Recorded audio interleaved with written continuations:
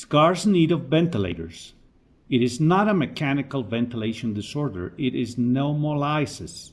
The lung is destroyed, inflamed, friable due to the COVID-2 attack. Virus comes to your lungs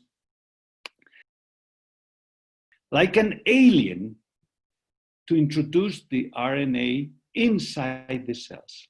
This injection of the RNA within the cells, it begins the reproduction in the Golgi bodies, in the lysosome, and it changes the code of that cell so that that cell is no longer producing its normal metabolites. The cell now becomes a slave and produces more and more coronavirus. And so this reproduction comes to a point where there is an explosion. Pneumolysis is a new term I propose to the world, a biological agent that is creating a viral attack and destroying the lung cells, the most fundamental cells for survival. We have used the old terminology that comes from the previous century. We need to evolve in the understanding of diseases of the lung. So pneumolysis is the term I propose because it means, pneumo means the lung and lysis means destruction. And this extreme viral destruction from this terrible coronavirus means that it pulverizes the cells, it destroys the cells. Now, this destruction of the alveolo-capillary tissue, of course, brings serious compromise to the transport of oxygen to the blood. We use at high altitude the oxygen transport triad, and we apply it now to COVID. And we have a pneumodynamic pump, which is the pump that moves air in and out of the lungs. The hemodynamic pump is the pump, the heart that is pumping the fluid that is blood. And this has a respiratory rate in respiration and a tidal volume. And in the heart, it has a heart rate. You see, the two pumps have a rate and stroke volume and tidal volume. They have the same mechanism because it follows physics. Biology has to respect the laws of physics. So what happens when this occurs? Respiratory rate suddenly increases, tidal volume increases, heart rate increases, and stroke volume increases. Now the heart tries to compensate the lung deficiency, but it is extremely limited in its capacity to do so. And what happens on top of this? If there's hemorrhage, if there's attack, vascular attack, hemoglobin goes down and you are in a serious compromise.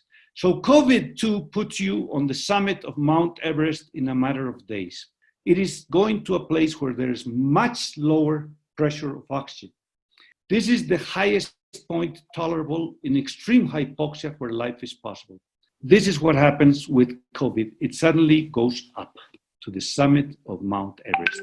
On top of pneumolysis, sudden severe hypoxia in COVID-19 gives rise to an additional superimposed HAPE-type edema, further aggravating hypoxemia.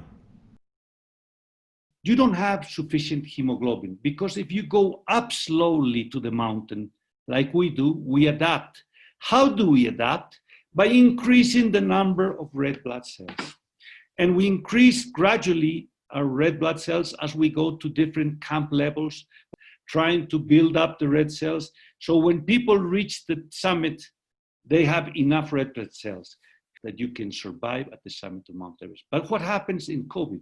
You see, if you don't have sufficient hemoglobin, you have a poor tolerance to hypoxia because according to the formula, you need a high hemoglobin and low CO2.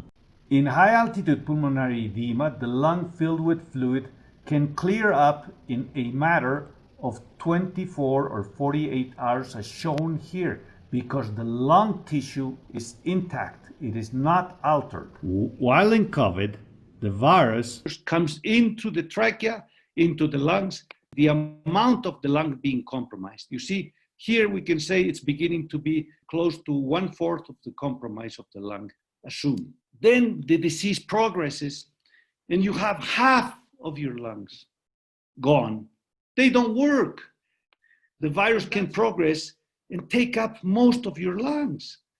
You have almost no surface area of gas exchange. It's just on the top. So you have lost 2/3 of your lungs. And there is lower transmission of COVID-19 at high altitude where there's high ultraviolet radiation. All this and much more can be found in the reviews on recent clinical trials publication, where we also propose a treatment.